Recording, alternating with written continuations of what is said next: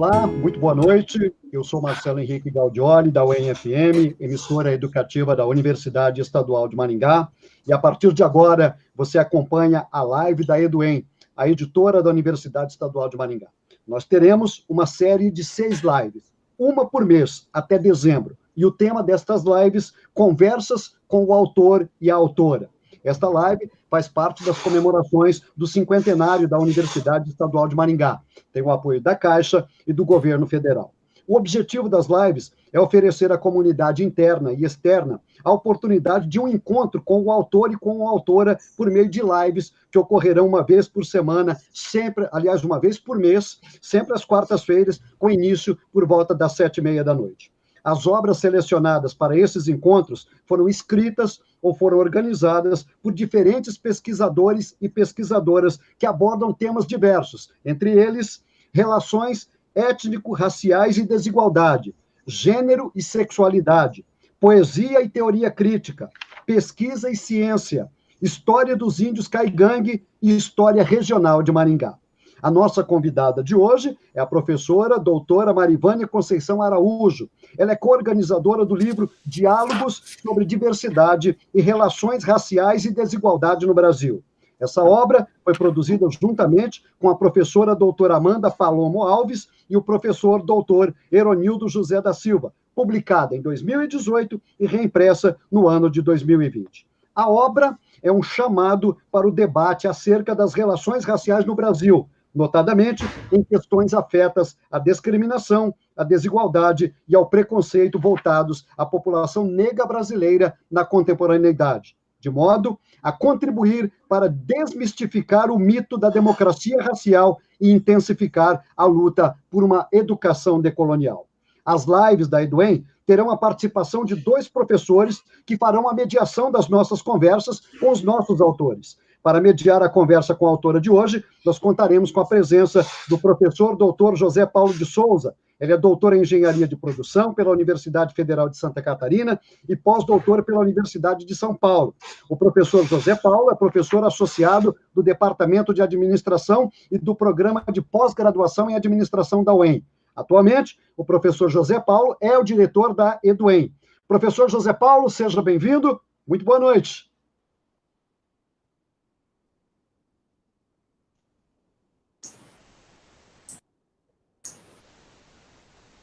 Microfone, Paulo. Microfone, Paulo, por favor. Seu microfone. Desculpa. Obrigado, Marcelo. Eu gostaria inicialmente de agradecer a todos, né, os ouvintes, agradecer aos autores, né, e todos os servidores da EduEM que estão ajudando, participando ativamente, né, da realização dessas lives, né. Eu queria agradecer ao Glauber, que é o nosso técnico que está nos ajudando nesse momento, dando suporte. A Larissa, nossa editora-chefe, que também vai me ajudar nesse processo aqui de coordenação. A você, né, Marcelo? E também a nossa convidada de hoje, a professora Marivânia. Né? Como você colocou, essa atividade é uma atividade que integra a comemoração dos 50 anos da universidade. Nós havíamos programado, né, uma série de atividades presenciais, palestras, feiras, mas, infelizmente, esse contexto de pandemia fez com que nós tivéssemos que nos adaptar. Né? E essa adaptação, então, levou, em reuniões da própria EduEM, a gente trabalhar alguma forma de chegar aos nossos leitores. Né?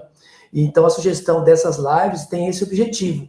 Então, a EduEM buscou se adaptar, né, para poder chegar aos nossos leitores. E, assim, só observando que, desde o início desse enfrentamento da UEM, né, nesse processo de pandemia, a EduEM ela se mantém ativamente exercendo as suas atividades, as suas funções. Então, nós atuamos nos 3 eixos, na publicação de livros, distribuição de livros e também, né, no trabalho de publicação dos artigos científicos. Né? Então, a EduEM, ela mantém a livraria virtual, e até nesse sentido a gente tem também, aproveitando já a oportunidade, para informar que nós temos diversas obras que têm o download gratuito, né? Então nossos leitores podem buscar esses livros, e além da continuidade na venda presencial, né? Nós estamos mantendo todas as atividades remotas, os servidores trabalham de forma remota, nós estamos tendo, assim, um bom desempenho nesse processo, né?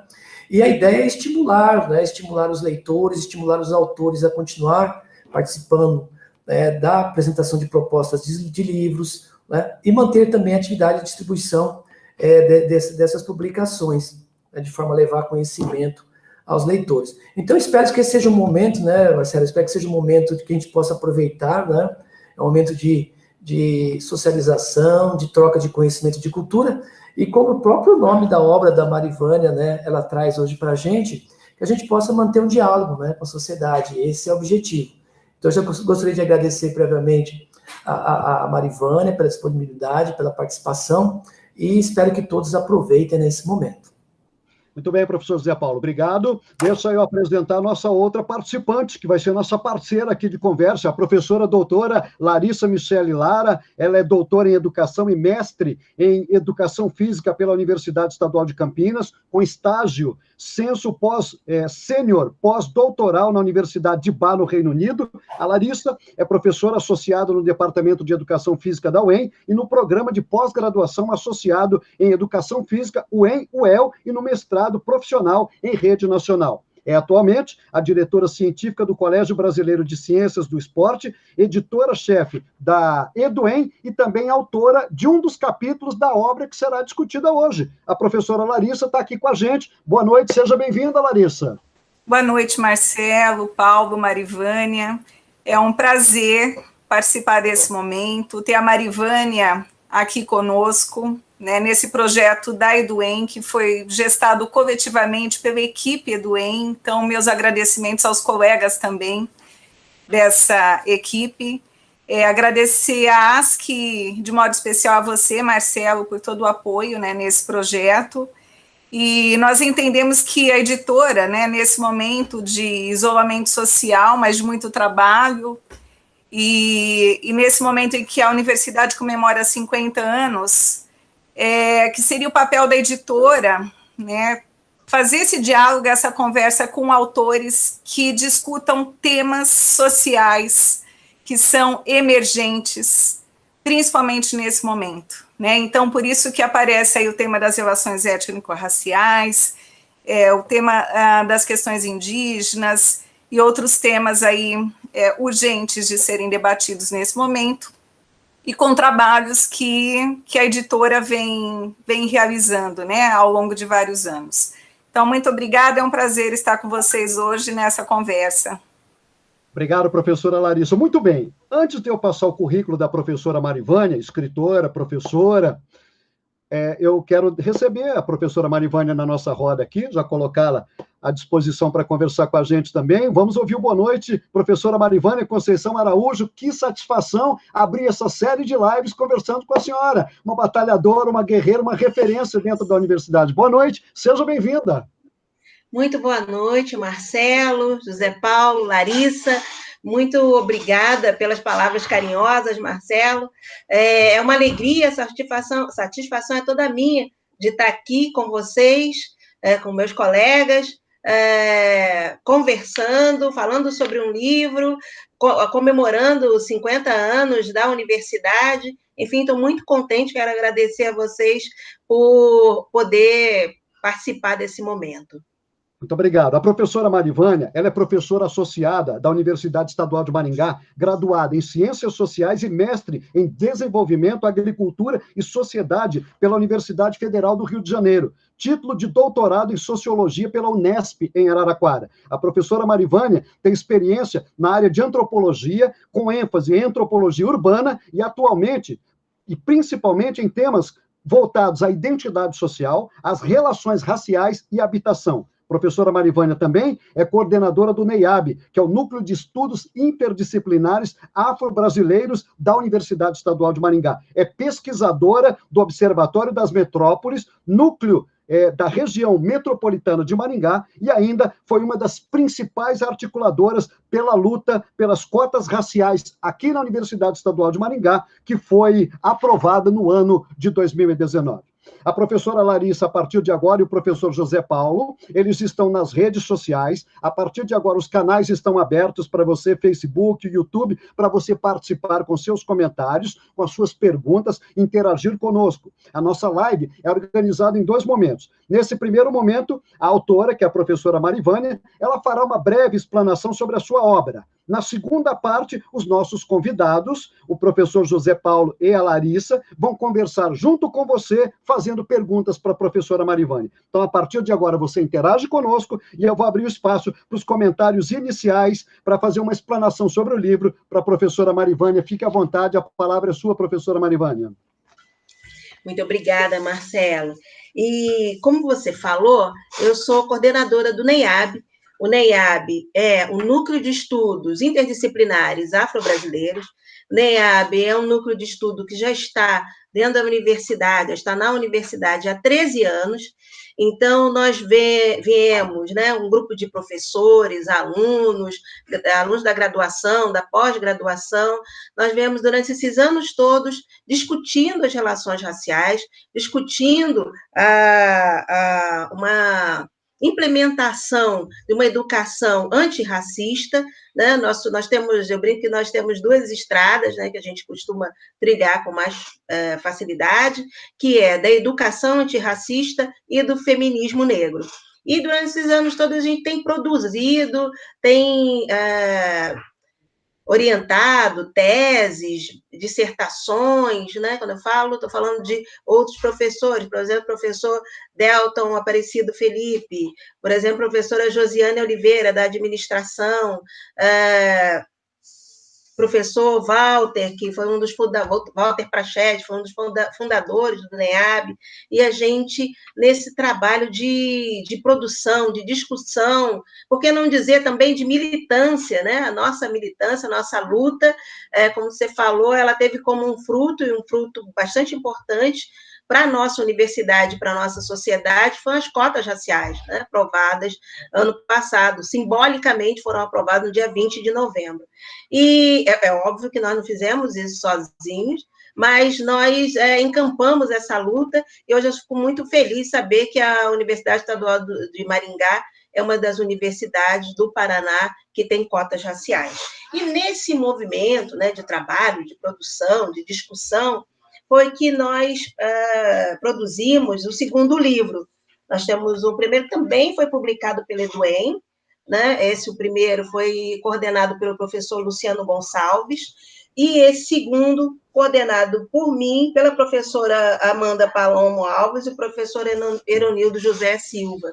E nesse livro, nós aglutinamos diferentes artigos, a maioria de professores, alunos da UEM, mas também de pessoas de fora da UEM, de outros estados. Temos aqui um professor do Mato Grosso que publicou conosco, e todos esses artigos discutindo a situação da população negra no Brasil, em diferentes possibilidades de discussão. Por exemplo, mercado de trabalho, educação, religiosidade, né, discriminação, produção científica. Todos esses temas, eles vão estabelecer um diálogo sobre as relações raciais.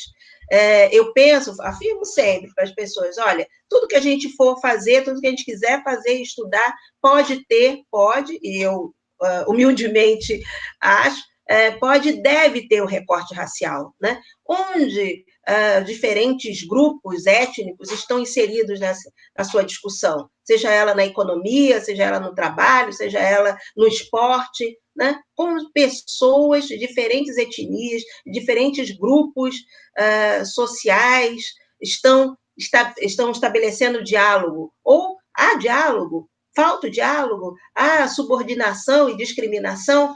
Vale a pena a gente sentar e discutir e pensar sobre. Então, é esse exercício de pensar sobre a sociedade brasileira a partir do viés das relações raciais é que foi compilado esse livro. Eu fiquei muito contente porque esse livro reúne diferentes artigos e que foram organizados durante alguns anos. Esse aqui é um resultado de uma gestação, né, longa, eu diria, mas que foi muito, muito proveitoso, né, a gente ter como resultado final esse livro que reúne excelentes, modesta parte, excelentes artigos, né? excelentes porque fazem isso que eu acabei de falar com vocês, né? Trazer à tona a discussão sobre a população negra brasileira. Esse é um tema que precisa estar em destaque, né? Esse é um movimento para a gente pensar o Brasil e pensar a nossa sociedade. Sem pensar a população negra, a gente não está fazendo esse serviço direito. Ótimo, professora Marivânia. Muito obrigado pela sua explanação inicial. Nós vamos abrir o espaço agora para virar uma conversa, um bate-papo aqui com a autora professora Marivânia. Vamos abrir para as perguntas. O nosso chat está disponível também. O Glauber Yatsuda está participando conosco. Dobledei Balassa está participando conosco, Eliane Tortola participando conosco, muito obrigado. As pessoas se inscrevem, participam no chat. Se você tiver perguntas, questionamentos, participem com a gente aqui. Eu vou abrir para os nossos participantes, meus colegas de live aqui. Primeiro, eu começo com a professora Larissa, que vai fazer uma pergunta para a Marivânia, a Larissa que participou também de escrever um capítulo desse livro. É coautora do livro. Larissa, sua pergunta, por favor, querida. Oi, Marivânia. Bem, a obra Diálogos sobre Diversidade, Relações Raciais e Desigualdade no Brasil é estruturada em 14 capítulos, organizada em 3 partes, tem a participação de 21 autores e autoras, e problematiza, então, questões relacionadas à construção social do racismo, ao mito da democracia racial, a classe média negra de Maringá, a religiosidade afro-brasileira, a discussão da Lei 10.639, de 2003, né, que tem a ver com as questões aí educacionais, né? Queria que você falasse um pouquinho sobre esse processo de gestação dessa obra, tá? Porque toda obra tem também os seus percalços, né? Então, como é que foi organizar uma obra, né, volumosa como essa, com temas bastante densos, e a importância dessa publicação nesse momento atual, tá? Em que nós presenciamos manifestações, mobilizações contra o racismo no Brasil, nos Estados Unidos e em outros países do mundo, principalmente a partir do episódio mais recente, né, do assassinato aí do George Floyd. Então, eu gostaria que você comentasse um pouco em relação a esse trabalho que foi feito aí, que foi organizado por vocês. Sim, Larissa. Esse trabalho, como você falou, né, é um trabalho volumoso. Nós começamos a fazer a chamada dos livros para os artigos, dentro da universidade, depois abrimos para escritores, pesquisadores de outras universidades, outras faculdades, né, para participar, e a gente recebeu muito material. E aí nós ficamos... tem muito material bacana, tem coisa que não está tão bacana assim, mas é interessante que a gente discuta, são temas importantes que a gente acrescente, e aí, como você falou, né, a gente vê o resultado final e a gente, às vezes, até esquece do percurso, né, que a gente percorreu para chegar a esse resultado. E aí, uma das dificuldades é que a gente recebeu muita coisa. Muitos autores escreveram e a gente ficou bastante satisfeito, mas isso significou um trabalho redobrado, né? Vamos ler tudo isso, como é que a gente vai fazer, quais são os nossos critérios, e a gente optou pelo seguinte: ao invés de a gente enxugar, né, e publicar menos artigos, a gente pensou, não, vamos aproveitar o máximo possível, vamos aproveitar todos os artigos na perspectiva de quê? Todos os temas são muito importantes para a gente entender a sociedade brasileira, todos os temas relacionados à questão raciais, eles são muito importantes para a gente entender questões como racismo, preconceito, desigualdade, exclusão social, discriminação racial. Então, o que a gente fez? Não, vamos aproveitar, quando eu falo a gente, falando dos meus colegas, Amanda Palomo e Ironildo José da Silva, né, meus colegas aqui que comigo organizaram esse livro. O que nós vamos fazer? Nós vamos aproveitar todos e vamos dividir em temas. Então, essa é uma das razões pelas quais a gente tem esse livro dividido em 3 áreas diferentes, em 3 temáticas diferentes, né? Não áreas, mas temáticas diferentes. Então, dessa forma, a gente pôde articular melhor, né? E aproveitar e ampliar esse diálogo. Não ficou um diálogo restrito só à educação, ou um diálogo restrito só à religiosidade. Achamos que essa foi uma boa saída, né? E então e aí, claro, aqueles movimentos que aqueles que já publicaram livros, né, e coletânea já sabem. Aí devolve para os autores para fazer as correções, eles entregam, devolvem, e o tempo passando, né? Mas no final nós conseguimos publicar. Eu mais uma vez reitero aqui o agradecimento à Eduen, né, que foi nossa parceira, nos ajudou, quer dizer, ajudou, acho que não é a palavra correta, mas nos fez com que esse trabalho ficasse bem feito, né, na finalização. E, então, a gente, óbvio, né, a gente não contemplou todos os temas, mas a gente quis estabelecer um diálogo bem amplo, né, conversando, falando sobre diferentes áreas do conhecimento nessa coletânea. E aí, na segunda parte da sua pergunta, quando você fala que esse é um momento importante para a gente discutir relações raciais, eu faço coro com você, Larissa. Esse é um momento importante para discutir relações raciais, mas eu quero acrescentar o seguinte: esse é um momento importante, mas sempre foi importante discutir relações raciais. Sempre é importante. Num país, e principalmente no Brasil, num país em que 54% da população é negra, é preta ou parda, o que vai perfazer 54% de pessoas negras no Brasil, é fundamental que a gente discuta a situação da população negra na nossa sociedade. É imprescindível que a gente faça isso. 54% da população é negra, entretanto, há um percentual ínfimo de deputados, de senadores, de vereadores negros no Brasil, né? As mulheres, de professores, bem lembrado, de professores, de alunos, juízes, né? Nós recebemos aqui, num dos eventos do NEAB, a procuradora Lívia Santana, e aí ela trouxe um número, ela falou que 2% dos juízes são negros, 2%.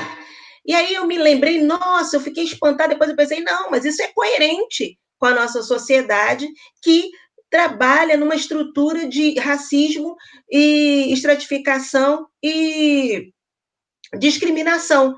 Se nós não temos universitários negros, né, dentro das nossas universidades, dentro das nossas salas de aula, mas nós não vamos ter juízes negros, nem juízes, nem procuradores, nem desembargadores, nem professores universitários, como você lembrou.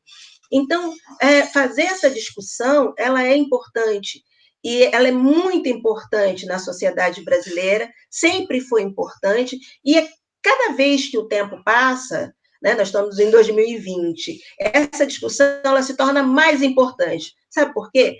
Porque nós temos um legado de invisibilidade, né? Durante muitos anos, o mito da democracia racial ele foi muito forte. E esse mito ele abafou, invisibilizou, impediu que pessoas negras falassem. Então, quanto mais a gente fala, na verdade, nós estamos tentando resgatar esses anos de silenciamento que houve no Brasil.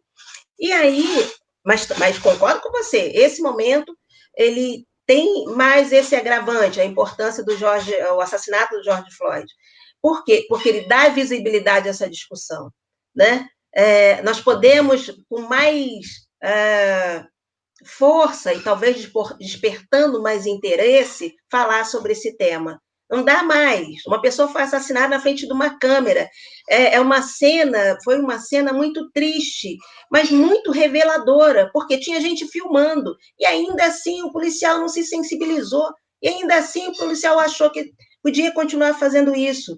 E o que é muito triste, que todos nós aqui sabemos, isso acontece cotidianamente no Brasil. Então, fazer essa discussão, é preciso parar para pensar para discutir e encontrar formas de diminuir esse problema. Né? Nós temos um problema, e eu vou encerrar a minha fala, respondendo a sua pergunta, nós temos muitos problemas, mas, por exemplo, um problema é a violência policial, mas nós temos uma polícia muito violenta e que várias pessoas são vítimas da nossa polícia, são pessoas negras, mas a gente tem também uma polícia que também morre muito. A polícia no Brasil é a polícia que mais morre no mundo.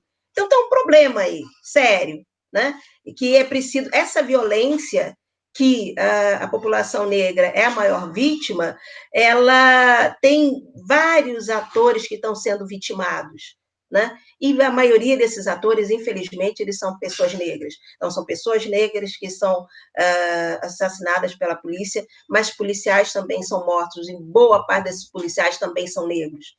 Então, o que está acontecendo com essa... Então, essa solução da violência, ela não está sendo boa para ninguém, né? E aí é importante que isso seja discutido. Ótimo, professora Marivânia. Primeira pergunta foi da professora Larissa. Eu vou passar a pergunta agora para o professor José Paulo, que também fará uma questão para a professora Marivânia. Professor José Paulo, por gentileza. Liga seu microfone aí, José Paulo. Eu sempre esqueço, Marcelo, falta de prática. Tranquilo, nós estamos um restinho de ano para aprender a fazer live, é tranquilo, vamos divertir. Ser professor é mais fácil. Marivânia, obrigado pela sua fala. Eu queria perguntar o seguinte para você, Marivânia.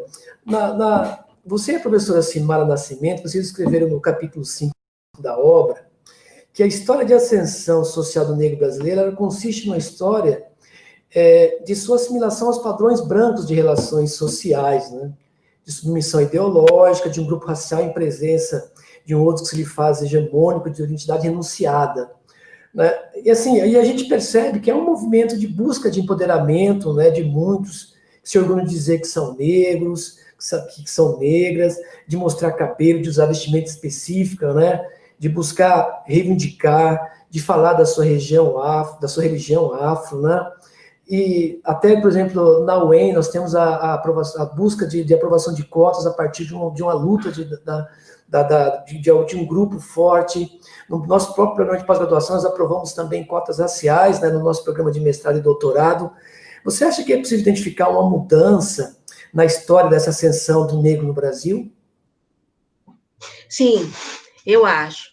É interessante você falar, né, você resgatar isso que nós escrevemos, eu e a professora Silmara Nascimento, ela fala da ascensão, que o negro, para ascender, ele precisa assimilar uma cultura branca. Isso é muito forte, e isso é recorrente, inclusive, daqueles que não estão ascendendo, né? Então, o que a gente pode pensar? Na indumentária, na cultura, numa forma de falar, na alimentação. Então, vamos buscar aí, sei lá, pratos italianos, vamos tentar nos comportar como europeus e vamos esquecer a nossa cultura. Isso foi feito, essa estratégia, ela foi utilizada como uma forma de se inserir nos meios sociais, né? É uma estratégia de sobrevivência. E essa estratégia de sobrevivência, ela pode ser pensada como uma estratégia positiva de inserção em diferentes grupos, mas também como uma forma de esquecimento, de apagamento de uma ancestralidade, que é importante para todos os grupos. É importante que todos os grupos sociais pensem no seu passado, na sua ancestralidade, nas suas tradições, né? E reproduzam um pouco dessas tradições. Né? Isso fortalece uma identidade, isso faz com que, e agora eu estou aqui falando como uma antropóloga, né? Isso fortalece uma identidade, isso fortalece sentimento de pertencimento a um grupo, né? De união, isso é muito importante. E aí, isso vai se espraiar para diferentes áreas. Por exemplo, pessoas fazendo tratamento para clarear a pele, ou para alisar os seus cabelos, ou para homens, é muito comum os homens cortarem o cabelo, né, para esconder tentar apagar a negritude, né? Ou fazer cirurgias plásticas, né? Para mudar a sua fisionomia. Tudo bem, aqui não é uma crítica. As pessoas fazem aquilo que elas acham que devem fazer para ficar felizes. Essa é minha, né? Desde que não atrapalhe a felicidade de ninguém. Penso a partir dessa perspectiva. Mas, à medida que a população negra ela está aumentando a sua discussão e o seu entendimento sobre a sua negritude, sobre a sua história, sobre o seu passado, o passado dos seus antecedentes. É importante, é fundamental, né? Como a Larissa falou no início, lembrar da Lei 10.639, é uma lei que fala do ensino, da obrigatoriedade do ensino da história da África e da cultura afro-brasileira. Então, quando a escola fala sobre isso, não fala só sobre a escravidão, pensem, vamos 2 minutinhos aí numa projeção, né? Imaginem vocês na escola em que o seu grupo étnico não é falado nunca, ou raramente. E quando é falado só sobre a escravidão, né? E vão aparecer pessoas que estão acorrentadas, pessoas que estão sendo açoitadas, né? Figuras, imagens. Todo mundo vai se lembrar daquelas iconografias do Debré, né? Pessoas, mulheres carregando balaios na cabeça, enfim. Só esse é o único momento em que negro aparecia na nossa história, na nossa escola, né? Como é que fica a autoestima dessas pessoas? Como é que fica? Alguém vai querer ser negro? Não, é muito mais difícil, né? Porque a autoestima já está sendo dilapidada, diminuída, estilhaçada lá na infância. Bom, a Lei 10.639, ela veio como resultado dos movimentos sociais, como resultado dos intelectuais e políticos que queriam trazer a história afro-brasileira para dentro da escola, mas o que é uma história, não é uma história positiva, mas não é uma história inventada, uma história real. Existiam reis e rainhas africanos, existia fartura na África, existe também ainda hoje. A África é muito mais, existe um continente africano para além da escravidão, e para depois da escravidão, né? Enfim, a cultura afro-brasileira é riquíssima, a história é importantíssima para a história do Brasil. Pois bem, tudo isso para dizer que esse resgate, essa valorização da história e da cultura brasileira, ela está fazendo com que mais e mais pessoas negras estão valorizando a sua história, mais e mais pessoas negras estão se afastando desse ideal eurocêntrico, desse ideal branco. Isso não significa dizer que é para virar terra arrasada, né? Tudo que aprendemos sobre a Europa não nos serve mais, não é isso. Nós queremos um conhecimento que seja plural, que seja inclusivo. Vamos saber sobre a Europa? Vamos. Mas vamos saber sobre a Ásia também, sobre a América do Sul e sobre o continente africano. Bom, todo esse conjunto de elementos tem feito que mais e mais pessoas negras tenham assumido uma identidade negra. O famoso tornar-se negro, né? Vocês já devem ter ouvido falar, que inclusive é título do livro da professora Neuza Souza Santos, né? Esse tornar-se negro é assumir essa identidade negra, é assumir essa história, é ter orgulho, né, e falar positivamente sobre o fato de ser negro. Então, cada vez mais a gente tem visto isso. Eu sou uma pessoa otimista, eu quero crer que cada vez mais nós vamos ter pessoas negras, altivas, orgulhosas, né? E buscando a sua ascensão social e econômica, pautada também em elementos da sua negritude. Então, eu penso que isso é um processo que está em vias de acontecer no Brasil, ou que está acontecendo no Brasil. E as cotas, elas são um elemento importante nisso. As cotas raciais, elas são uma política pública que tem resultado a longo prazo, né? É preciso que as pessoas entrem na universidade e elas se formem, façam a sua graduação, e aí depois elas vão entrar no mercado de trabalho em postos melhores, né, do que temos visto na nossa história, e com essa ascensão social e econômica, elas vão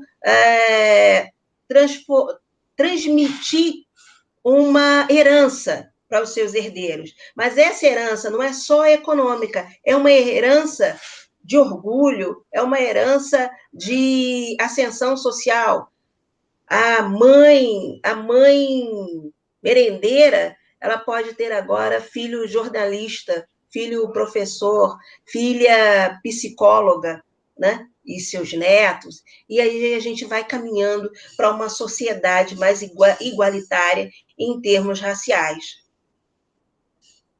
Muito bom, professora Marivânia. Nós estamos apresentando a live da Universidade Estadual de Maringá, da EduEM, a editora da universidade, que comemora os 50 anos da universidade. O tema da nossa conversa é Conversas com o autor e com a autora. Hoje, a professora e escritora Marivânia Conceição Araújo. Você nos acompanha pelo Facebook da EduEM e pelo YouTube também, www.eduen.em.br/lives. Você se inscreve e participa conosco. Professora Marivânia, eu gostaria também de aproveitar e fazer uma pergunta, porque na obra, no capítulo 5, a senhora problematiza o perfil da discriminação no mercado de trabalho, salientando principalmente 2 tipos de discriminação que têm consequências identificáveis, que seria a discriminação contra os negros e a discriminação contra as mulheres.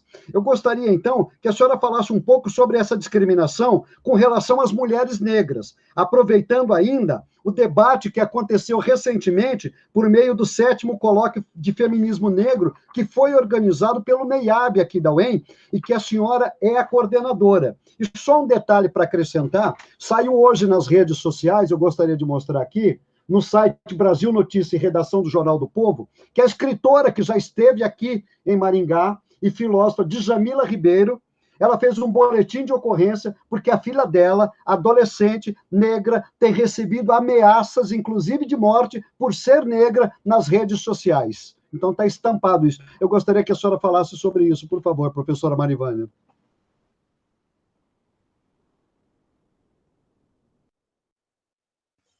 Claro, Marcelo, nós estamos em sintonia, porque eu anotei aqui, eu ia falar da Djamila Ribeiro. E vou chegar lá, como você falou, Djamila Ribeiro já esteve aqui em Maringá, nós tivemos a honra e a alegria de recebê-la aqui 2 vezes, em 2 eventos. Ela me deu uma entrevista muito bacana, ficamos 1 hora conversando, inteligentíssima, muito bom papo, alto nível, foi muito bom entrevistá-la aqui, não me esqueço, e fiquei muito triste ao receber essa notícia hoje, fiquei muito chateado mesmo, realmente. Sim, a Djamila Ribeiro, ela é maravilhosa, assim, como escritora, como filósofa, como pessoa da mídia, né, está sempre se posicionando muito bem, de forma muito eloquente. E também muito simpática, né? Uma pessoa muito agradável. Realmente nos causa tristeza esse fato, né? De estarem ameaçando a filha dela. Mas por que eu ia falar da Djamila Ribeiro? Eu ia falar da situação da mulher negra. Vou falar da situação da mulher negra. A mulher negra, ela sofre dupla discriminação. Ela sofre duas opressões diferentes. A opressão por ser mulher e por ser negra. Então, a nossa sociedade, nós sabemos, é uma sociedade machista, misógina, né? serem mulheres, fazer um parágrafo escrito, um parêntese. Eu vi uma vez uma reportagem da ministra do Supremo Tribunal Federal, em que ela falava que ela era constantemente interrompida pelos outros ministros do Supremo. Ela é tão ministra quanto eles, homens, mas ela fala que a fala dela é interrompida. Não deixavam que ela concluísse o pensamento dela. E o mesmo comportamento não se dava com os outros ministros homens, né? Esse era o fato de ela ser mulher.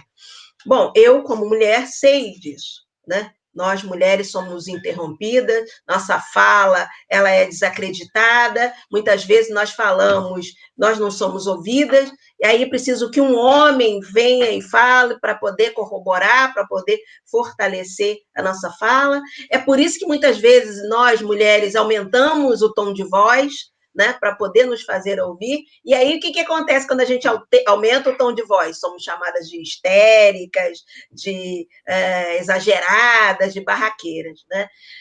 Bom, como mulher negra, tudo isso que eu falei antes oprime as mulheres negras, mas com um agravante, o fato de estar somado ao racismo. Então, mulheres negras, elas sofrem essas duas opressões, o machismo e o racismo. E a nossa sociedade tem isso muito bem estampado. Se nós formos pegar dados do IPEA, do IBGE, enfim, do DIEESE, nós formos pegar dados do mercado do trabalho, ou da educação, ou da saúde, nós vamos ver que mulheres negras, elas têm os mais baixos salários, elas têm menor escolaridade, elas são as maiores vítimas de violência, elas são as maiores vítimas da violência obstétrica. E aí o que eu ia falar da Djamila Ribeiro? Djamila Ribeiro, ela vai entrar com uma ação contra o Twitter, porque ela viu... estudos mostram, não a Djamila Ribeiro só, mas estudos mostram que as mulheres negras, elas são muito atacadas na internet. De todas as queixas de ataques virtuais, 83% são sobre as mulheres negras. As mulheres negras, ter uma mulher negra falando, atuando, se posicionando, incomoda as pessoas. Pelas razões que eu falei anteriormente, pelo machismo e pelo racismo. Então, a maioria dos ataques cibernéticos são contra as mulheres negras. As mulheres negras, elas estão na base da nossa sociedade. Em cima dessa base, em cima dessa pirâmide, estão os homens os homens brancos, depois as mulheres brancas, depois os homens negros e depois as mulheres negras, né? Nessa base, por estarem nessa base, porque sofrem maior discriminação, têm mais baixos empregos. Uma vez o professor Marcelo Paixão, que era professor da UFRJ, professor de economia, agora ele está numa universidade nos Estados Unidos, que eu não me recordo o nome, mas é um economista que tem muitos anos de discussão e muitos trabalhos publicados falando sobre a situação do negro no Brasil e principalmente no que diz respeito à economia. O professor Marcelo Paixão, ele disse o seguinte, isso me chamou muito a atenção, quando acabou a escravidão no Brasil, a maioria das mulheres negras, elas trabalhavam como domésticas. Hoje, quando ele esteve aqui, então, em 2010, mais ou menos, ele esteve aqui. Em 2010, quer dizer, mais de 100 anos depois do fim da escravidão, as mulheres negras são a maior parte das empregadas domésticas. Então, notem, a sociedade mudou. A sociedade brasileira é uma sociedade de classes. Houve uma série de transformações, mas para as mulheres negras, a sociedade ainda continua empurrando para o lugar Isso é serviçal, né? Eu sou contra o trabalho das domésticas? De jeito nenhum, de forma nenhuma. É um trabalho importantíssimo, valioso, né? Que cuida de boa parte das nossas casas, né? Mas qual é a minha crítica? Qual é o meu sinão? São os mais baixos salários.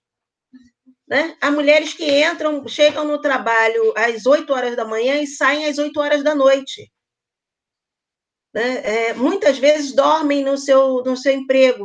Os seus filhos estão com outras pessoas, ou com os filhos mais velhos, enquanto elas ficam nas casas, trabalhando, cuidando dos filhos de outras pessoas. Isso mostra como da dificuldade que as mulheres negras têm de ascenderem socialmente no nosso país. Há uma estrutura que impede isso. Há uma dificuldade reincidente, né? Que essa dificuldade ela está caracterizada pelo machismo e pelo racismo, né?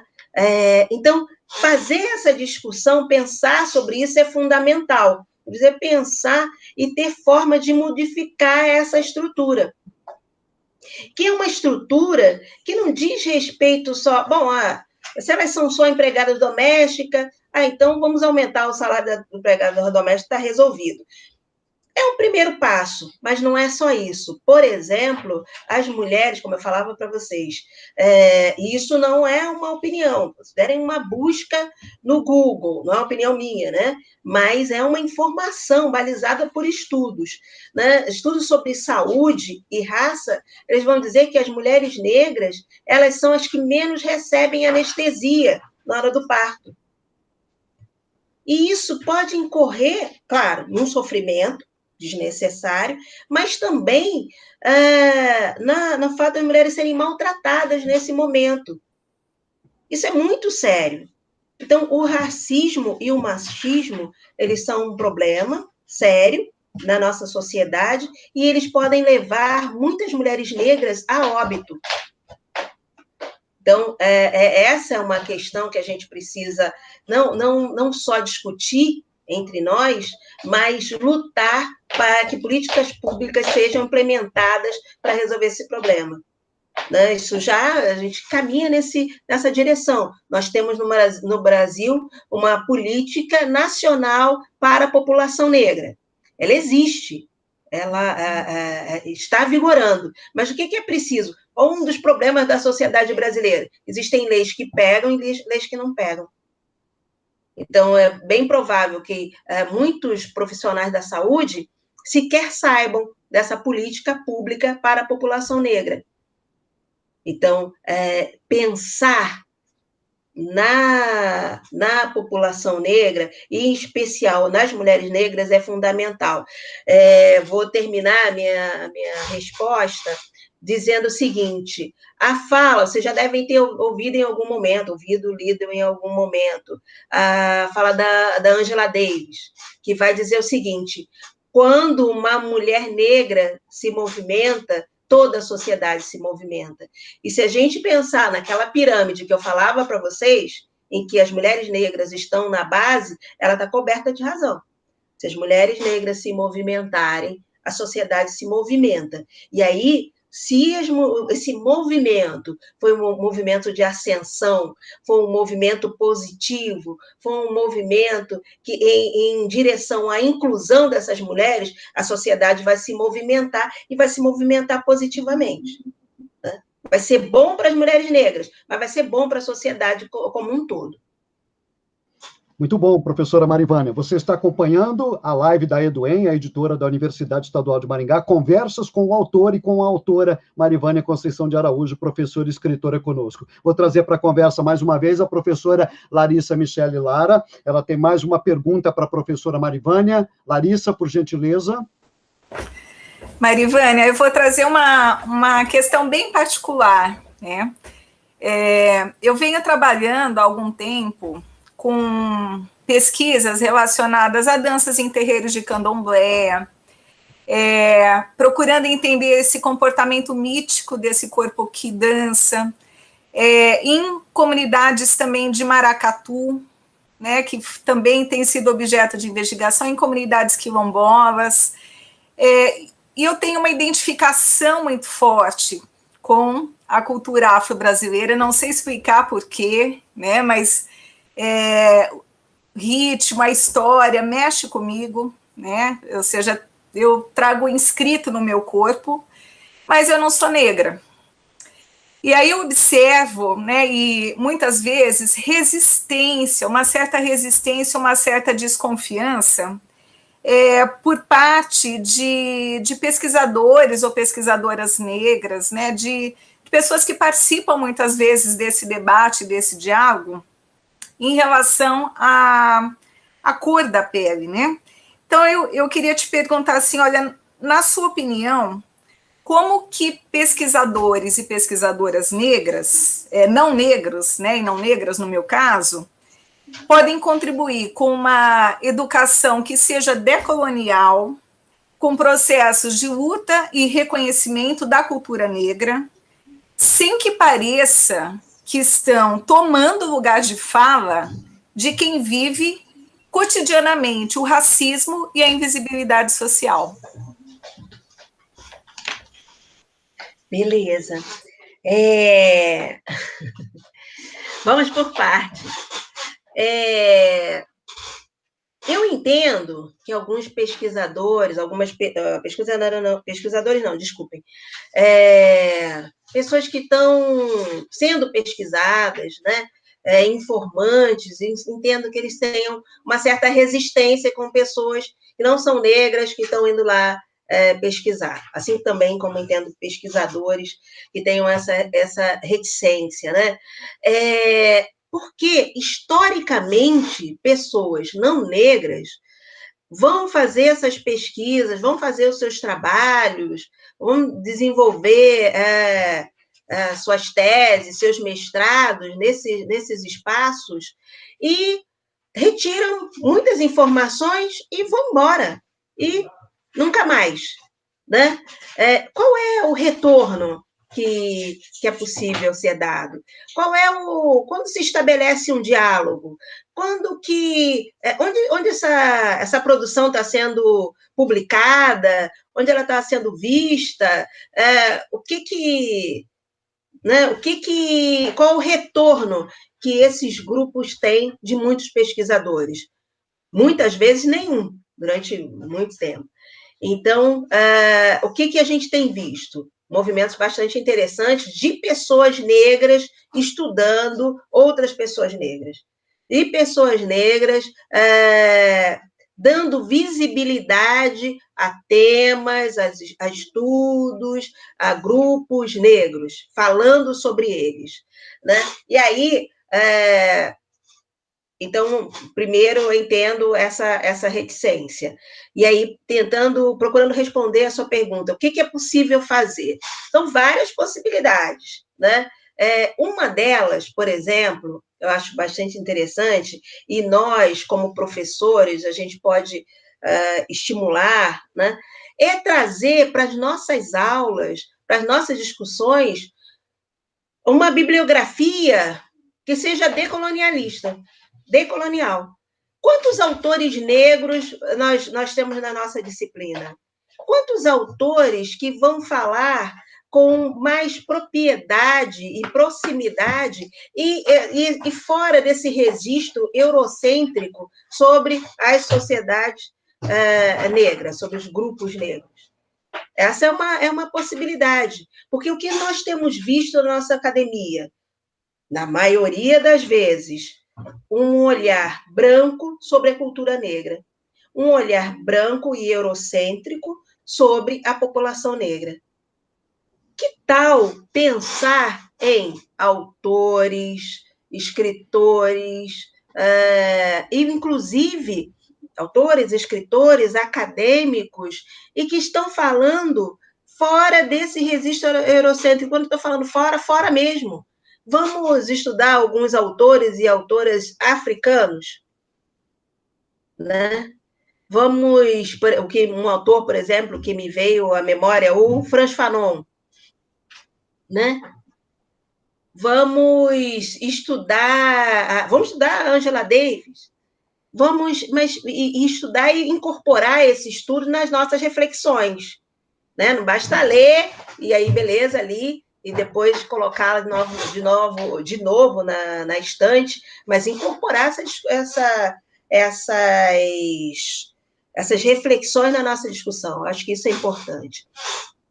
A outra coisa, e aí, de novo, a Djamila Ribeiro vai ser citada, né? Vou citar de novo a Djamila Ribeiro, quando você fala no lugar de fala, do conceito de lugar de fala. O lugar de fala não impede, não é uma ideia que deva impedir que pessoas brancas falem sobre determinados temas. Não, não é isso. Mas é que o lugar de fala, ele vai chamar atenção para o fato de pessoas brancas estão falando. Significa dizer, elas estão falando de um lugar específico. Por exemplo, pessoas brancas, elas não têm como falar de situações de racismo, porque elas nunca sofreram racismo. Mas elas podem falar sobre o racismo. É diferente. É diferente de falar de uma experiência de racismo que ela nunca sofreu, mas elas podem falar sobre o racismo. Os problemas os impedimentos que o racismo causa, né? O sofrimento que o racismo impõe às pessoas negras, né? Por exemplo, a baixa autoestima, né? Por exemplo, receber promoção no mercado de trabalho, né? A ascensão no mercado de trabalho, pessoas brancas podem falar sobre isso também, né? Então, o lugar de fala, ele deve deixar explicitado quem você é, de onde você está falando, por que você está falando, né? Mas não impedir a sua fala, não se trata disso. E dentro dessa perspectiva, agora, respondendo de forma um pouco mais objetiva a sua pergunta, dentro dessa perspectiva de lugar de fala, o que as pessoas brancas podem fazer para,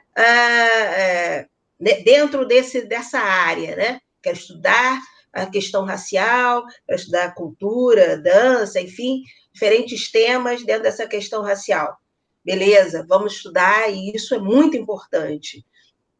Inclusive porque esses estudos, eles ajudam a fazer com que uma memória não se perca, né? Uma história não se perca. À medida que a gente escreve, à medida que a gente faz os nossos trabalhos, está feito o registro, a história está registrada, a história está sendo guardada, né?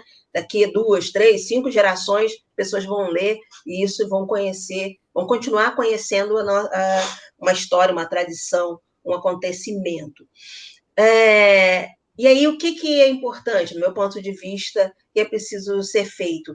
Dar visibilidade a essas pessoas. Dar um lugar de fala. Vai falar, mas quem vai ser a protagonista são essas pessoas. Você fala do seu lugar de fala, como pesquisadora, como doutora, como intelectual, como professora universitária. Muito bom. Mas essas pessoas, dá também a voz a essas pessoas, né? Será que é possível, por exemplo, fez um trabalho sobre determinado grupo, sobre determinada tradição cultural, trazer essas pessoas para dentro da universidade e deixar que elas falem dessa tradição? Deixar, eu acho um pouco prepotente, mas convidá-las a falar sobre esses fatos, né? Quer dizer, essas pessoas falarem também, serem protagonistas disso. Acho que isso é importante. Uma outra coisa é dar visibilidade, né? Não só dando nome, mas, por exemplo, foto, vídeo, porque vamos imaginar, olha, tem uma pessoa que é expert, de novo, fazer um exercício de criatividade, de imaginação. Então, vou falar para vocês. Tem o senhor Antônio. O senhor Antônio, ele é expert em história, e a história do Paraná, e a história das tradições aqui. Como é que vocês imaginaram esse senhor Antônio? Muito provavelmente vocês devem ter imaginado um homem branco. Mas se eu coloco junto com a fala do seu Antônio, uma foto dele, e mostra que o seu Antônio é um homem negro, retinto, e que tem esse conhecimento, essa bagagem, né? Isso já quebra um paradigma. Pessoas negras têm conhecimento. Pessoas negras, elas têm o que nos ensinar, têm uma história, têm uma tradição para nos contar. Então, eu acho isso importante, dar essa visibilidade física, né?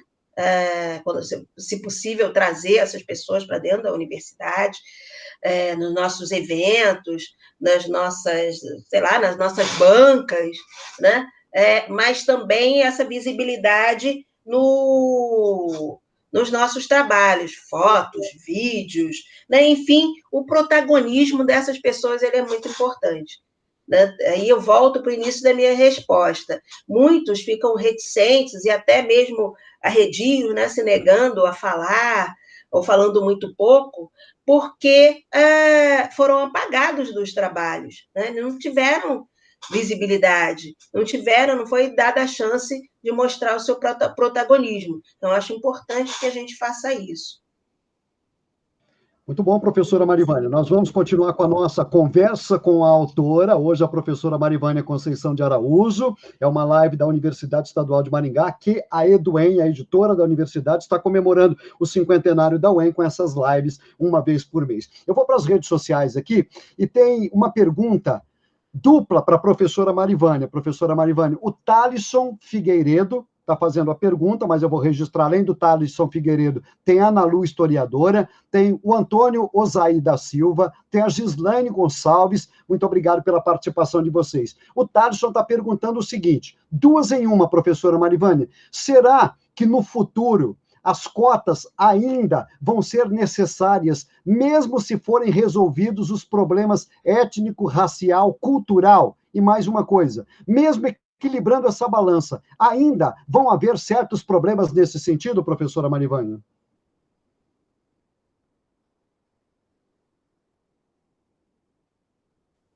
Olha, as cotas... Obrigada, Thales, né? Thales, obrigada pelo... Hã? Thalisson. Thalisson, desculpa, Thalisson. Obrigada pela sua pergunta. Muito boa pergunta. Que me serve para eu falar o seguinte: as cotas, elas são pensadas como uma política pública com prazo. E o prazo é justamente esse que o Thalisson falou. Quando os problemas da desigualdade social e econômica, eles estiverem diminuído. Né? Não temos uma visão utópica que esses problemas vão sumir, acabar, né? Provavelmente serão problemas que a gente vai ter que ficar num esforço contínuo para resolver, né? Então, as cotas, elas são pensadas como uma política pública que vai direcionada à população negra, que é uma minoria porque tem menor poder econômico e político, e a ideia é, dentro da universidade, a partir do conhecimento acadêmico, que essas pessoas, a partir de alguns anos, elas possam ascender socialmente. Não só ela, mas os seus filhos e os seus netos. Então, existe essa possibilidade, né? E isso não é uma invenção brasileira, isso não é uma experiência. Em vários lugares do mundo, já houve essa experiência de cotas, como, por exemplo, na Austrália, né? Que as pessoas gostam muito de lembrar dos Estados Unidos. Muito bem, mas não somente nos Estados Unidos. A Austrália teve políticas públicas para os aborígenes australianos. Na Índia, teve políticas públicas, cotas raciais para... E a Índia é um país com castas, vocês sabem, né? A novela Caminhos das Índias nos ensinou isso, né? Tem as castas, os Dalits, e aí as cotas raciais na Índia proporcionou que, depois de anos com cotas, eles tiveram um ministro Dalit. Sem cotas, isso jamais teria acontecido. Dalit ia ficar lá, na base da pirâmide, para todos sempre. As cotas proporcionam essa mudança, essa ascensão social. Então, trazendo para o Brasil, as cotas, elas são necessárias, elas continuam sendo necessárias. Nós já temos no Brasil mais de 20 anos de cotas. A UERJ, a Universidade Estadual do Rio de Janeiro, foi a primeira universidade a ter cotas raciais. Depois, a primeira federal foi a UNB, com resultados positivos nas duas universidades. Mas elas continuam tendo cotas. E as cotas é uma política pública que tem se espraiado para todas as universidades do Brasil. Aliás, é uma lei federal, né? As universidades federais, elas têm cotas obrigatoriamente. E isso é muito positivo. Como eu falei, volto a repetir, é uma política pública que visa beneficiar os estudantes negros, mas numa proposta que isso vai fazer com que eles vão adquirir um capital social, um capital cultural, e vão poder deixar isso para os seus filhos. Filhos de universitários, muito provavelmente serão universitários. Por quê? Eles vão ter na sua casa o estudo, a educação formal como um bem, como um valor. E eles vão estudar também. Vai estar no horizonte dessas crianças, desses filhos. E vão entrar na universidade, pública, privada, mas educação vai ser um valor. E vai ser um valor possível.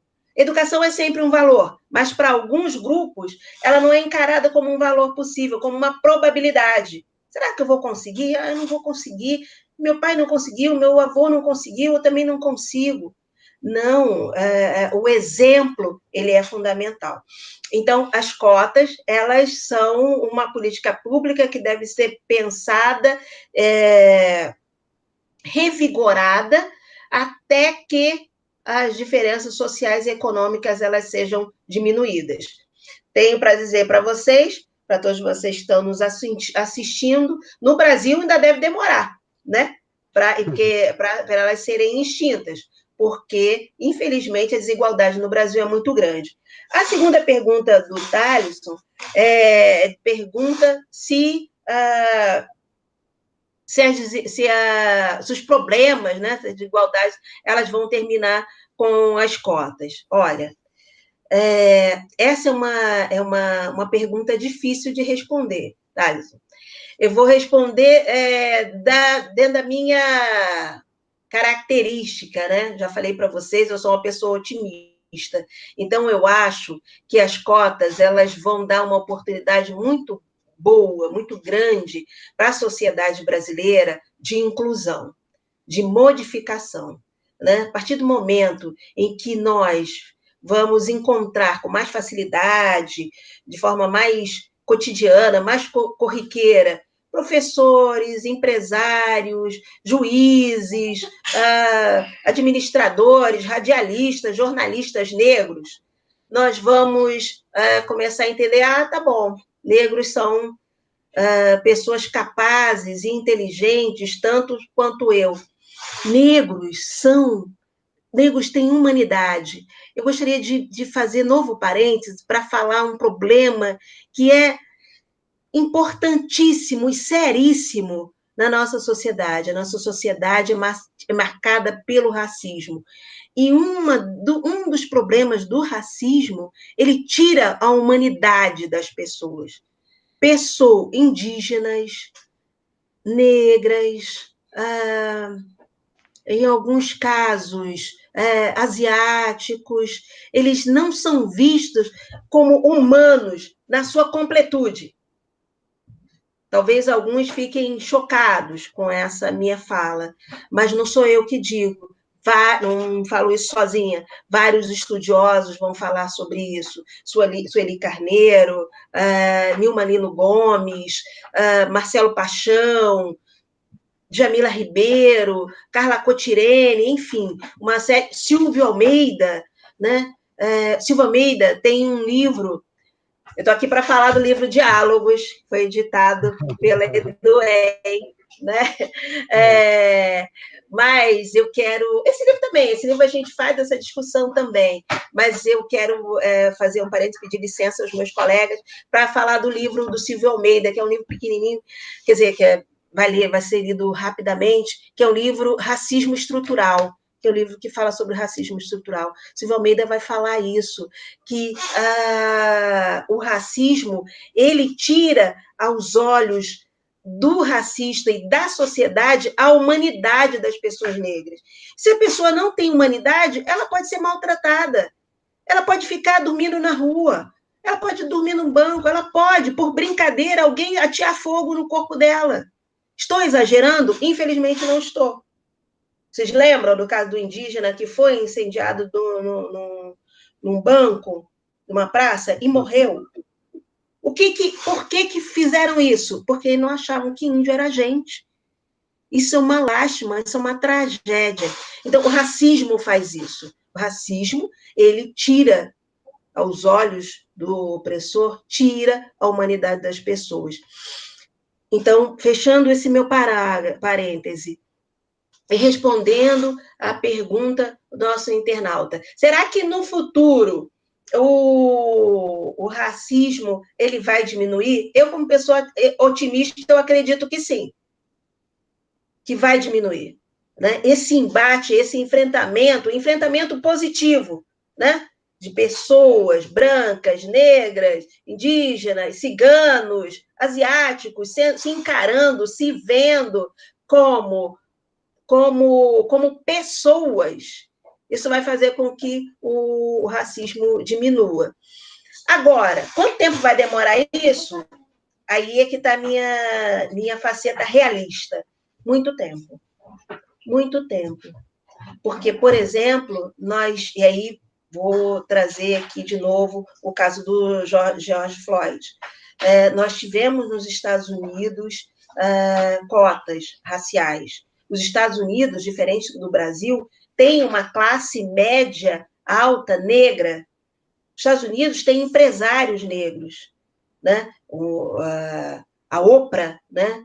Um exemplo maior e mais reluzente, né? Que é a mulher negra mais rica do mundo, né? Uma das mais ricas do mundo, mas tem ela. Mas tem outros empresários negros nos Estados Unidos. E, infelizmente, isso não fez com que o racismo fosse extinto nos Estados Unidos.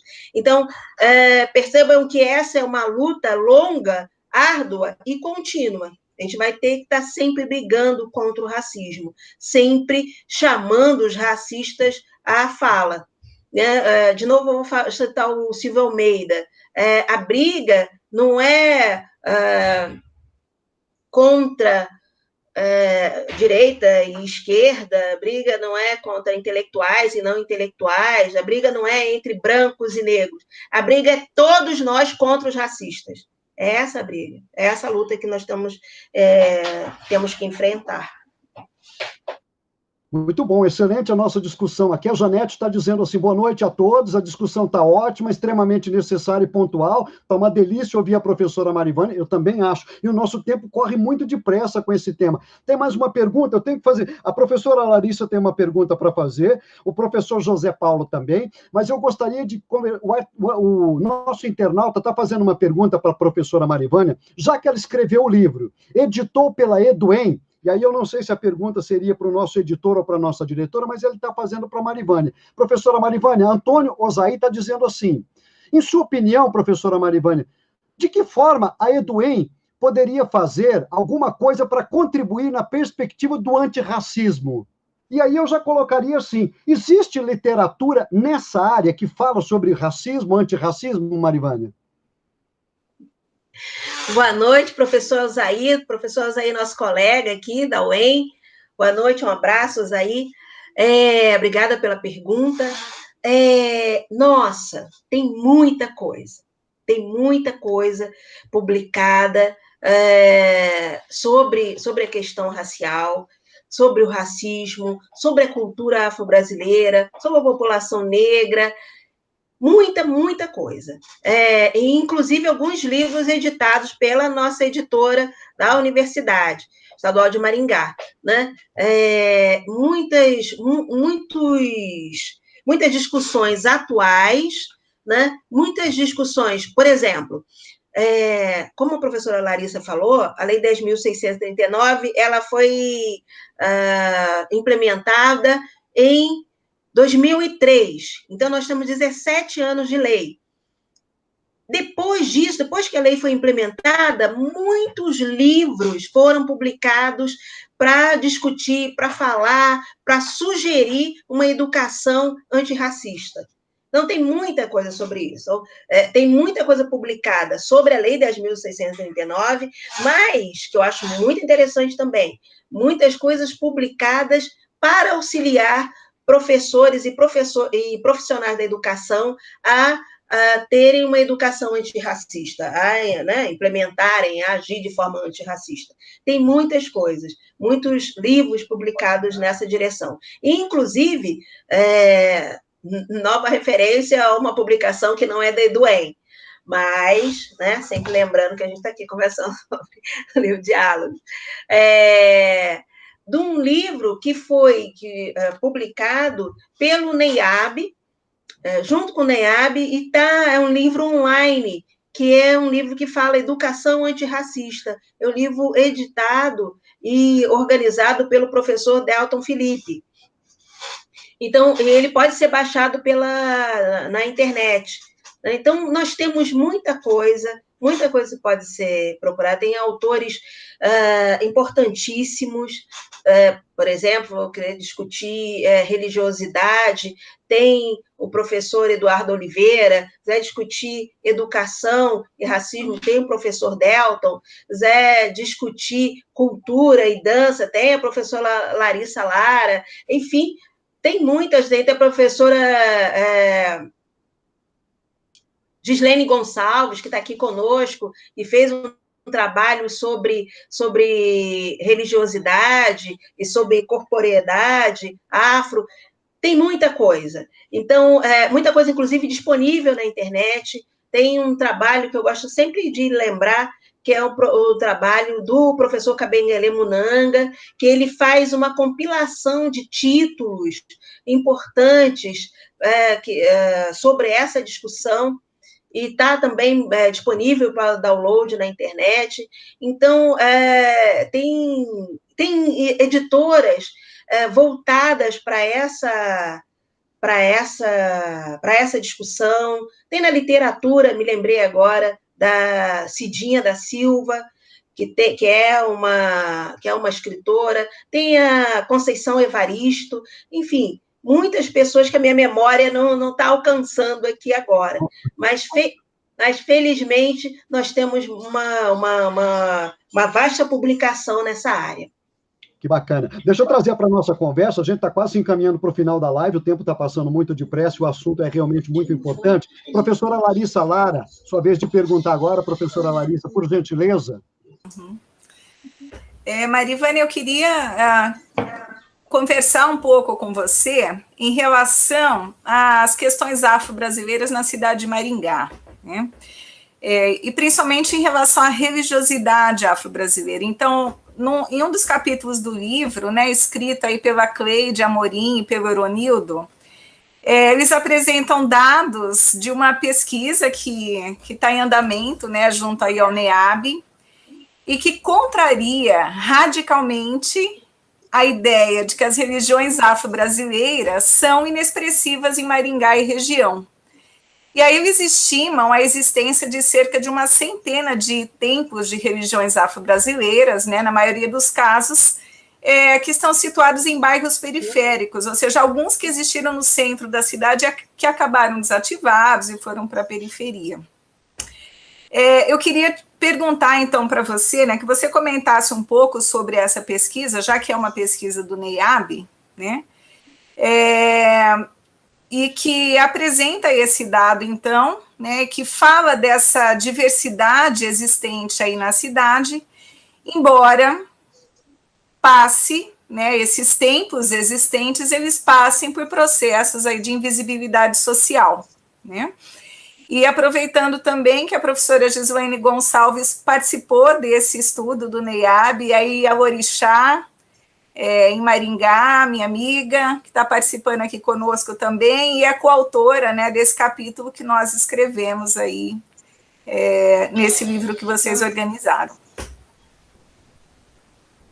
Sim, a professora Cleide e o professor Eronildo fizeram esse estudo já há alguns anos, a pesquisa já foi finalizada. A partir disso, o Eronildo ele foi para o doutorado, fez a tese dele também a partir desse recorte, né, estudando os centros aqui, né, os terreiros de matriz africana aqui, de religião de matriz africana aqui em Maringá.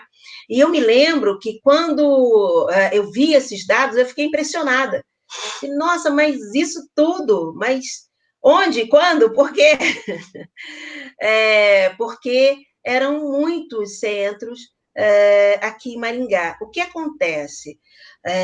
Tem uma religiosidade matriz africana aqui em Maringá, que é grande, que é grande não, mas que é latente, que tem uma longevidade, em centro que tem mais de 20 anos aqui, né, estabelecidos aqui, formalizados aqui na cidade. Nós tivemos algumas líderes, duas líderes espirituais dessa de matriz africana aqui em Maringá.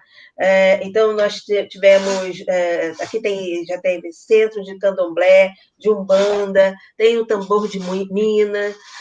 O que acontece? Eles são escondidos. E por que eles estão escondidos? De novo, por conta do preconceito. Há um problema sério. E aí isso não se limita, infelizmente, isso não se limita só a Maringá. É um problema que está no Brasil inteiro, né? Que é o preconceito com as religiões de matriz africana. O preconceito é tão grande que elas muitas vezes não são nem chamadas de religião, né? São chamadas de seita, né? E muitas vezes são demonizadas. Vejam, não são mal vistas, ironizadas, né? Não, são demonizadas. Nós vemos esse processo. Isso é ruim.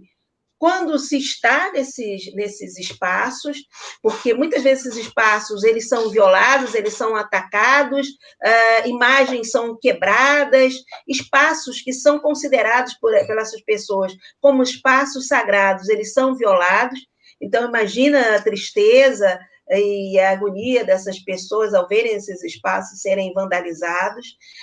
Mas também, fora desses espaços, as pessoas elas são perseguidas, humilhadas.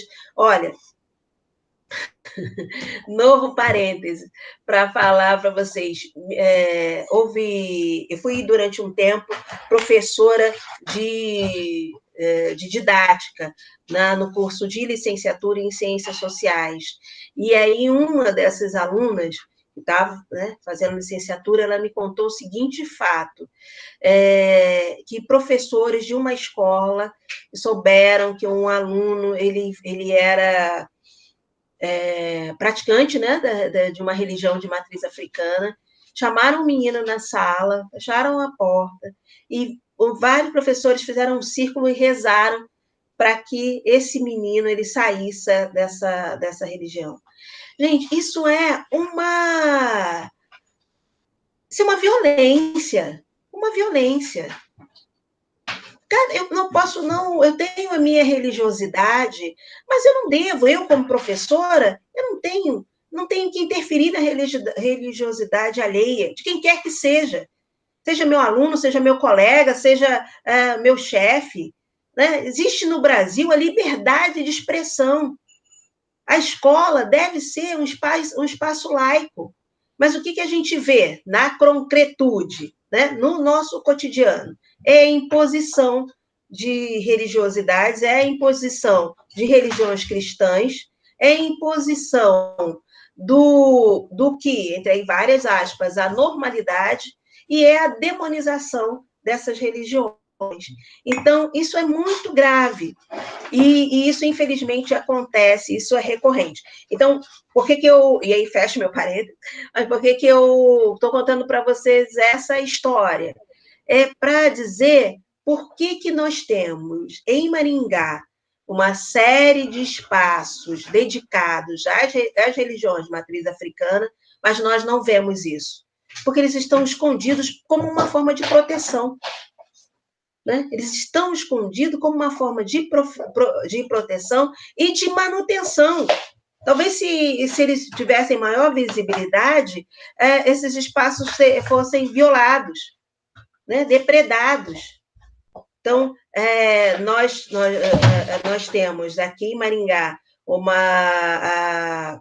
religião predominante a religião católica, e também as religiões, os evangélicos, e tudo bem, isso não se configura, não deve se configurar num problema para nós, mas, infelizmente, há uma perseguição, uma discriminação para essas outras religiões, né? E principalmente as religiões de matriz africana, que, como eu falei para vocês, elas são demonizadas, não só no Maringá, na sociedade brasileira. Então, os trabalhos estão falando sobre isso, falando majoritariamente de uma questão de resistência à perseguição, a uma demonização, a uma desvalorização dessas religiões, mas essas religiões, essas pessoas, elas estão resistindo, né? E resistindo de diferentes formas, resistindo, buscando manter essa religiosidade dentro da cidade de Maringá e dentro da história de Maringá. Eu acho que isso é muito importante. E esse trabalho feito, os trabalhos de resgate, de compilação dessas informações, de registro dessas informações, trabalho que a Gislaine Gonçalves, desculpem, que a Larissa, que o Heron e a Cleide fizeram, eles são muito importantes para que a gente tenha um registro, para que a gente possa contar essa história no futuro. É fundamental. Muito bom, professora Marivânia. Nós tínhamos combinado com a professora Marivânia até às 9 horas, passamos um pouquinho. Vou pedir mais um pouquinho da compreensão da professora Marivânia, que a gente ainda tem uma pergunta do professor José Paulo. Por favor, professor José Paulo de Souza tem mais uma pergunta. Prometo, professora Marivânia, que é a última. Fica à vontade, é uma alegria, uma satisfação conversar com vocês. Professor José Paulo, por gentileza. Obrigado, Marcelo.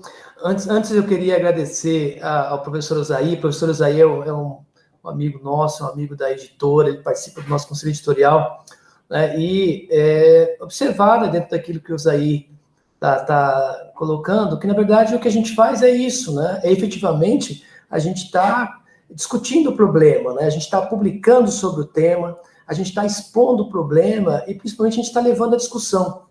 Né, na nossa discussão sobre as lives da EduEM, né, esse foi o primeiro tema, porque é um tema de suma importância para a universidade. Então, o que a gente está fazendo, o que a gente busca fazer é isso, né, é mostrar que esse realmente é um problema, né, Marivânia? E nesse sentido, e é importante porque a minha questão agora também está associada a esse problema, né? Porque o professor doutor Washington Santos Nascimento, ele foi responsável por fazer o prefácio da sua obra, né? Ele é da Universidade do Estado do Rio de Janeiro. E ele define a sua obra como um manifesto político, né? Longe de ser panfletário. Eu até vou ler o que ele escreve. Ele fala assim que a historicização e denúncia do racismo, a análise de dimensões do universo sociocultural afro-brasileiro e a análise da inclusão e exclusão da população negra no sistema escolar brasileiro tem caráter de denúncia e, de certa forma, um chamamento para a resistência e a luta. Isso tem a ver com o que o Osaí colocou agora sobre o que a gente pode fazer, né? E nesse caso, Marivânia, como você acha que essa resistência, essa luta contra o racismo e também contra o preconceito, como é que a gente pode fazer para que ele se torne mais potente na sociedade em que nós estamos vivendo? Ótimo, ótimo. O professor foi muito gentil em participar conosco. Deixo aqui meu abraço ao professor Washington, que fez a apresentação do nosso livro. Foi muito, muito gentil, muito generoso, né, em participar conosco dessa publicação. Bom, e aí como é que a gente pode, o que a gente pode fazer para participar, né, para continuar nessa luta? Olha, uma das coisas fundamentais, e aí falando com professores e como profissional da comunicação, Marcelo, né? Eu sei que o Marcelo é professor também, professor da aula, Marcelo dá aula de locução, né, Marcelo? Oratória, falar em público, pois é.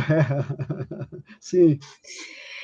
E aí, enfim, para todos que nos ouvem, o que é importante? O que a gente deve fazer? Uma das coisas que a gente precisa fazer, várias coisas podem ser feitas, claro, mas uma das coisas que a gente precisa fazer, a gente e aí eu coloco vocês junto aqui nesse plural, é o livro, né? A gente precisa estudar, a gente precisa entender essa questão. É muito comum, quando fala de racismo e preconceito no Brasil, muitas pessoas falarem, não, no Brasil não existe racismo. Né? Do que essas pessoas estão falando? Elas estão em cima do que para falar sobre isso? Elas estão sob a desinformação. É a falta de informação, é a falta de conhecimento, muitas vezes também é um pouco de má fé, né? Mas vamos ficar só com a falta de informação. Precisamos nos informar, precisamos ler, precisamos conhecer. Por exemplo, quando nós falamos, olha, no Brasil nós somos todos iguais, no Brasil não tem preconceito, o Brasil é diferente da África do Sul, o Brasil é diferente dos Estados Unidos, porque nós não somos racistas. No Brasil houve uma miscigenação muito grande e todo mundo aqui no Brasil é misturado. Isso é um mito da democracia racial. O fato de haver miscigenação, o fato no Brasil, nós temos tantas pessoas mestiças, isso, infelizmente, não fez com que nós pagássemos a nossa dívida com a escravidão. O Brasil teve mais de 300 anos de escravidão. E nós tivemos, depois da Lei Áurea, 120 anos. Então, nós temos mais tempo de escravidão do que de liberdade. 300 anos é muita coisa, é muita história, é um legado muito grande que a escravidão nos deixou. Esse é um fato. Segundo fato é que, fim da escravidão, não discutimos sobre isso. Um problema que não é encarado, um problema que não é discutido, um problema para que não se busque a solução, ele nunca vai ser solucionado. E foi esse caminho que nós percorremos nesses mais de 100 anos de abolição. Percorremos um caminho em que, ao invés de discutirmos o legado negativo da escravidão, a gente empurrou esse problema para baixo do tapete. Não discutimos sobre esse fato, não falamos sobre isso. Não vamos falar sobre racismo, não, isso não é um problema. Aqui nós somos miscigenados. E o que acontece? O que aconteceu com esse problema? Aumentou, se fortaleceu, e nós vivemos esse problema até hoje. Né? Nossa sociedade é uma sociedade racista. Então, primeira coisa, a gente tem que falar sobre isso. Agir no sentido de resolver esse problema. Com cotas, com punição, com educação. A escola é um espaço racista. Óbvio, sociedade brasileira é uma sociedade racista, a escola será racista também. Então, vamos levar a discussão sobre racismo para dentro da escola, vamos falar sobre isso, vamos encarar esse monstro que é o racismo, encarar de frente, né? E como um problema que nós queremos resolver. Vocês já devem ter ouvido recentemente a seguinte frase: não há democracia com racismo. E é verdade, uma sociedade racista ela não vai conseguir ser uma sociedade democrática. E a democracia é bom. A democracia é boa, a democracia é o melhor sistema político que existe. Nós temos que lutar pela democracia. E a gente, nessa luta pela democracia, a gente deve lutar pelo fim do racismo, para que todas as pessoas estejam inseridas nesse sistema democrático. Se nós queremos caminhar, esse é o nosso intuito, nós quisermos caminhar em direção a uma sociedade igualitária, uma sociedade em que a cidadania é para todos, uma sociedade em que não existe cidadãos de primeira, segunda e terceira categoria, verdadeiramente, genuinamente, a gente tem que lutar contra o racismo. Por último, e não menos importante, por último agora, né, para a gente estabelecer um debate, né, uma outra coisa que deve ficar muito evidente é que o racismo ele não é um problema da população negra. Pausa dramática. Pausa. O racismo não é um problema da população negra. O racismo atinge marcadamente, fortemente a população negra. Mas ele não é um problema exclusivo da população negra. Por quê? Para haver racismo, tem que ter os racistas. O problema do racismo é um problema da sociedade brasileira. A sociedade brasileira é racista. E nós, todos nós, devemos nos enfileirar nessa trincheira contra o racismo. E quando eu falo todos nós, é todos nós. Pessoas brancas, pessoas de origem asiática, pessoas indígenas, as pessoas brancas também devem entrar nessa luta. E aí, alguns de vocês podem pensar, mas por quê? Por que as pessoas brancas devem entrar nessa luta? O que as pessoas brancas têm com isso? Primeiro, as pessoas brancas são privilegiadas pelo racismo. Esse é um fato. Pessoas brancas são privilegiadas pelo racismo. À medida que o mercado de trabalho fecha as portas para as pessoas negras, quem é que está entrando? Com as pessoas brancas. À medida que mulheres negras que estão em trabalho de parto têm que ir em 1, 2, 3 hospitais até que elas sejam atendidas, que mulheres estão sendo atendidas nesses hospitais onde as mulheres negras foram negadas? Mulheres brancas. Há privilégios no racismo. Então, é preciso parar e pensar sobre isso. Pessoas brancas querem abrir mão do racismo? Não vão querer. Vamos conversar sobre isso. Vamos brigar sobre isso, vamos conversar e brigar sobre isso. Né? Outra coisa, por que as pessoas brancas devem lutar pelo fim do racismo? Porque o racismo, ele impede o despertar, o descobrimento de potencialidades. Pensem comigo, por favor. Pensem comigo, por favor. Pessoas inteligentes, pessoas muito inteligentes, capacidades, gênios, crânios, né? Nascem em todos os corpos, em todas as cores, em todas as etnias. Imaginem quantos gênios nós perdemos por conta do racismo brasileiro. Vamos imaginar do ponto de vista da cultura. Imaginem como que nós perdemos muitos trabalhos, muitas músicas do Pixinguinha. Pixinguinha era um gênio. Eu imagino que ele deve ter lutado muito para conseguir gravar suas músicas, mostrar os seus chorinhos, né?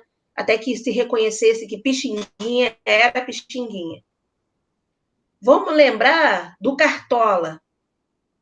Rapidinho, assim, não vou cantar, fiquem tranquilos, não vou torturar vocês com isso. Não, eu conheço as minhas limitações. Mas vamos lembrar das Rosas Não Falam. Olha que letra maravilhosa que o Cartola fez. Talvez, e o Cartola, se vocês forem ver a biografia dele, ele foi gravar, ele já era um senhor.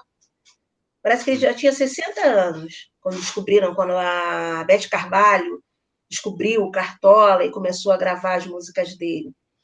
Já era um senhor. Imaginem se ele tivesse sido descoberto, se ele tivesse tido a oportunidade de mostrar essa genialidade novinho, aos 20 anos, aos 30 anos, quantas músicas maravilhosas nós teríamos do Cartola, né? Reveladas, gravadas.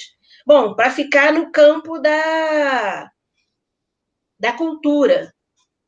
Mas isso se espraia para todos os campos. O racismo impede a revelação de potencialidades. É preciso dar oportunidade a todos.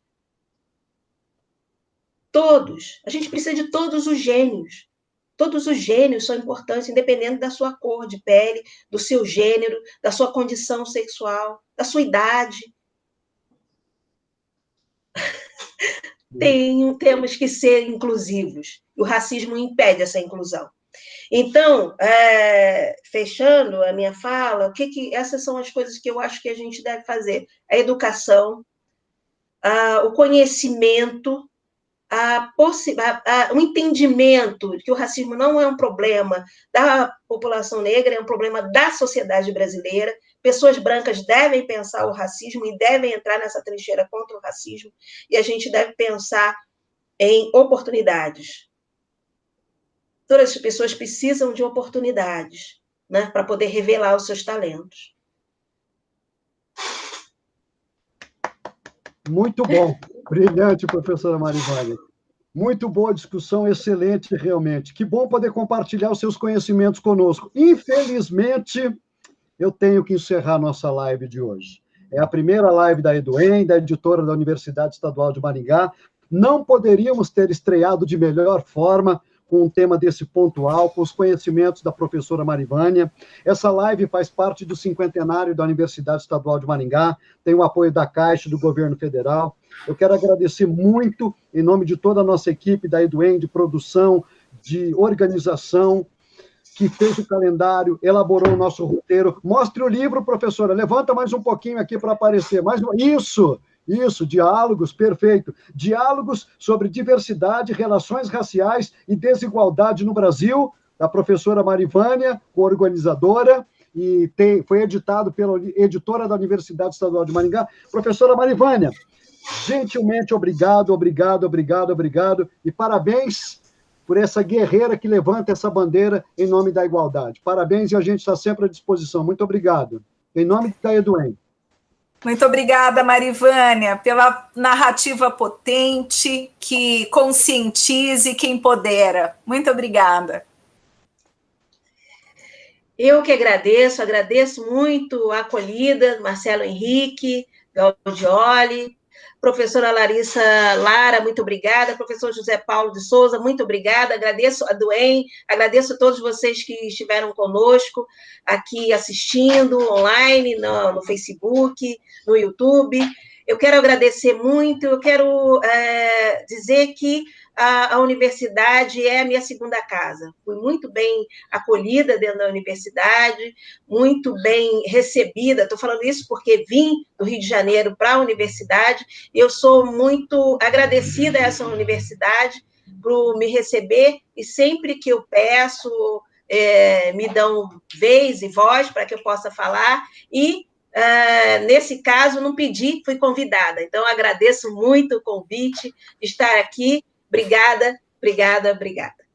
Bom, além da live de hoje, nós teremos outras 5 lives da EduEM. Uma por mês, anote aí, até dezembro, sempre às quartas-feiras, às 7h30 da noite. E o nosso tema, conversas com o autor, com a autora. A próxima live é dia 26, a nossa autora convidada é a professora doutora Eliane Rosimaio, e vamos falar sobre o livro Gênero, Sexualidades e Diferenças, Categorias de Análise dos Territórios de Disputas. Você já é o nosso convidado. Professora Larissa Michele Lara, muito obrigado por participar conosco. Anota aí, Larissa, nós vamos estar juntos dia 26. Está combinado, Larissa? Obrigado. Está anotado, Marcelo. Muito obrigada, viu? E obrigada a todos e a todas que participaram aqui conosco. Que bacana. Professor José Paulo de Souza, anotou aí? Dia 26, 7h30, tá bom? Muito obrigado mais uma vez. Obrigado, Marcelo. Está anotadinho. Marivânia, muito obrigado pela oportunidade de compartilhar do seu conhecimento, da sua luta. É uma luta de todos nós na universidade, né? A universidade continua sempre buscando atuar de forma a transformar a nossa sociedade, né? Então, muito obrigado, foi muito bom, foi um início muito bom dessas lives. Agradeço muito a vocês, agradeço a Larissa, o Marcelo, o Glauber, o pessoal da EduEM, Marcos, Cecília, a Vânia, a todos que contribuíram. Foi um prazer estar com vocês. A gente quer só reafirmar que a EduEM continua ativa, continua trabalhando com toda a sua força. Parece que a gente trabalha muito mais, está trabalhando muito mais agora de forma remota, mas a EduEM está aberta a receber as propostas de obras, o nosso conselho editorial está trabalhando, o Osaí está trabalhando, as revistas Actas, demais revistas que estão na EduEM estão ativas, o processo de vendas também está ativo no nosso site, temos várias obras que são disponíveis de forma gratuita, então eu convido os leitores a entrar no nosso site, verificar as obras disponíveis, a diversidade de assuntos que são tratados, mas eu agradeço muito a participação de todos nessa primeira live nossa, e que foi já um sucesso, Muito obrigado, viu, Marivânia? Obrigado a todos mais uma vez. Muito obrigado a toda a equipe da Assessoria de Comunicação da Universidade Estadual de Maringá, proporcionando essa oportunidade. Obrigado ao Glauber, que deu toda a retaguarda da nossa logística. Nosso encontro, então, dia 26 de agosto, com a professora Eliane Maio. Muito obrigado a todos que participaram, que acompanharam. Tenham todos uma ótima noite. O EM, há 50 anos, ensinando o Paraná a crescer. Valeu e cuide-se bem.